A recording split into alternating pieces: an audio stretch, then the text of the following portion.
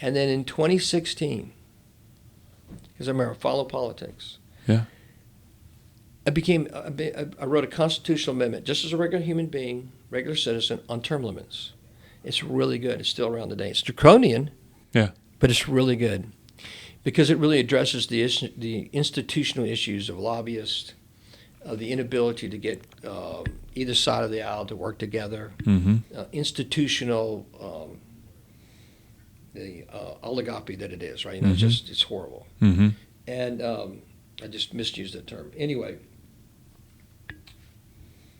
2016, out of the blue, I decided to run for Congress against Tom Price because he was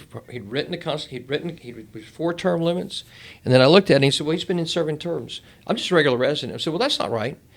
Until regular people decide to make radically crazy decisions, get involved in politics," I said, "it's not going to change." Yeah. So I joined, got in the race, and then within 60 days, a good friend of mine said, "Get out of this race, right? Don't do this."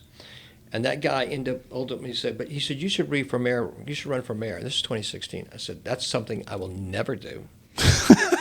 Nothing sounds less appealing to me. And of course, remember, my focus is national politics. Right. So, 2017, Tom Price resigns from Congress, becomes HH Secretary, and the seat opens up. That's right. So the same guy says, "You need to go run for that seat." He's in politics. So he said, "We're going to get in. There's going to be 8 Republicans. It'll be a Republican seat." Well, we didn't know that the DNC was going to get into it with John Ossoff, and it turned into an $80 million race between Karen Handel and John Ossoff. That's right. The most expensive election in United States congressional history, and in a compressed period of time, January through April. Ridiculous. We were in that silly race. We finished 6th out of 22, no name person. We finished 1st out of anybody who didn't have any DC PAC money.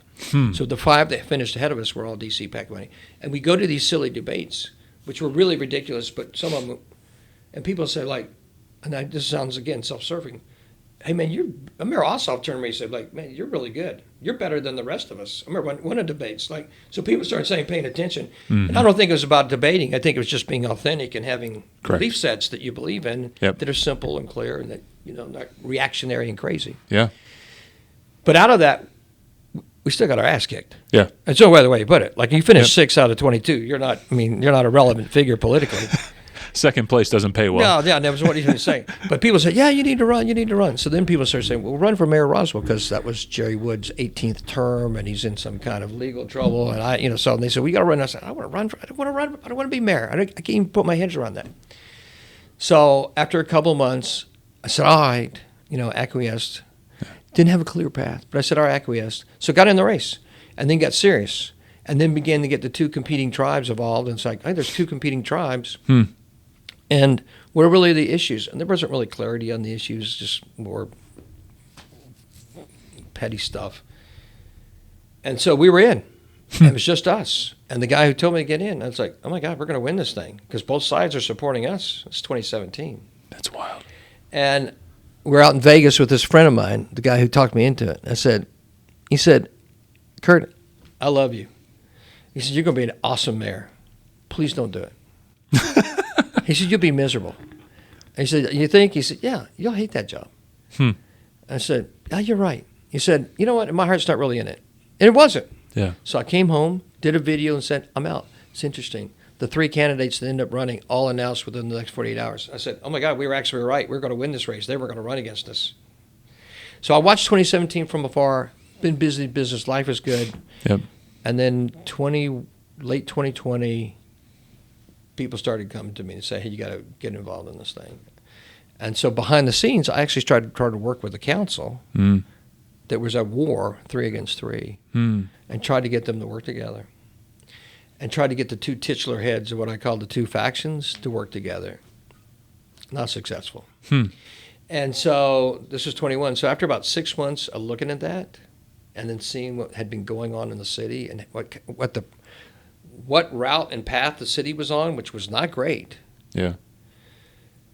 I said to this, remember I told you I'm 5 or 95? I said, "Damn it, a grown-up's got to get in the room." I don't want to be that grown-up.